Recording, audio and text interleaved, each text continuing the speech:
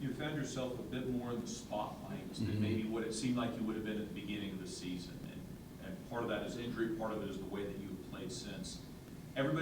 Players always talk about, I prepare like I'm a starter even when I'm not a starter. Are you preparing differently now, though, than you did at the beginning of the season? No, I still you got to practice hard and stuff, and like Coach Harris says, he was saying at the beginning of the season, like stuff happens. Our twos have to be ready. We have to be as good as the ones, and like I just practice hard all the time, and even now that I'm a one, I still practice hard. So. What was it like when, Gavin gets hurt and now you're thrust into a starting role? Did it feel different out there than just getting your normal reps you were prior to that? In the game? A little bit, because like if you mess up or something, like you gotta play as good as Gavin, and that's really hard because he's really good. And but like I said, we really pride ourselves. Like when the twos come in, they have to be just as good as the ones, and I feel like we do a really good job of that.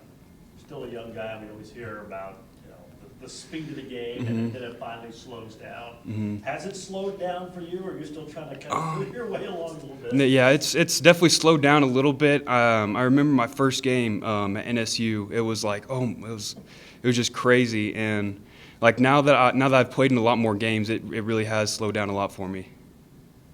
When Gavin went down with the injury, we were thrust into it on the field. Do you remember what it was like getting out there? Were you nervous? What were your emotions? Were you just so focused? What was it like immediately when you said, okay, yeah, you need to go in? So whenever Gavin went down, I had already been playing a little bit, and so like all I could think about was like, let's go, like I'm ready. I guess I was excited to get in there and kind of show what I could do, and like I just excited. I just love football, so. Maybe evaluate the D-line. You faced a huge offensive line, might not face a bigger one the rest of the year, but it feels like you guys have held your own and continued to get better. Just maybe your evaluation of the O-line and how you played up to this point. Yeah, Coach Hickle has been on us this year. He really wants our D-line to be one of the strong points of our team, and I feel like we are. I feel like anyone who's in, anybody on our D-line, anybody in our room, like whenever they get in, they're going to play really hard, and I feel like that we really pride ourselves on that. The defensive line for Florida State has traditionally been one where the job isn't always necessarily the stats. It's about occupying blocks, and the linebackers will finish off the job, or safeties, or whoever happens to be. Is there a pride factor in that of, yeah, my name's not getting called, but I know why the tackle was made? Yeah. Like I love it. Like whenever they have to use two guys to block someone, and like neither of them come off, and the linebacker's making the play, like Coach Hickle says in the film room, like we made that play. That was all us. Because we're taking up all these guys that are like trying to get to the next level. We're not letting them get there. So that makes it really easy for the linebackers to come up and make big tackles. So. Is that a hard thing to learn? Because most of the time when high school kids go to college, they were the guy at their high school, and they can kind of do what they want because in high school football you can kind of get away with that. Is that hard to learn at this level? It is, but at the end of the day, everybody wants to win a lot more than they want to hear their name called over the intercom. So that makes it a little easier. So, like whenever you got to eat up a block, and it may not be something you want to do, but it's for you're going to get a win if we're eating up blocks.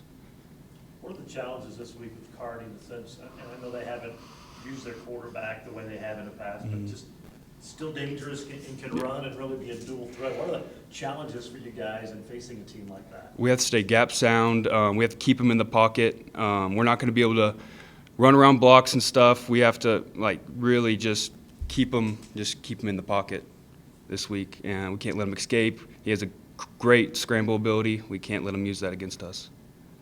How difficult is it in your preparation for an offense like that with that option element? Since you don't see it the other weeks of the season, how difficult is it to get ready for that?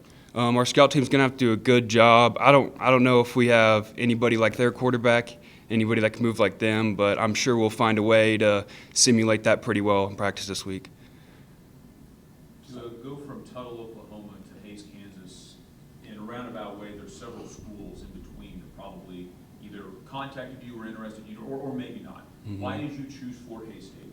I just really liked it here. I thought we could really bring back a good winning culture. It's about 6 hours from where I'm from, so it's not too far. It's a good little distance. You know, I can stay away from my parents a little bit, see them when I want to. And like I loved Coach Brown, Coach Harris, Coach Bryant. They all came, ate dinner at my house, and that's when I kind of mentally decided, you know, I want to be a Tiger. So.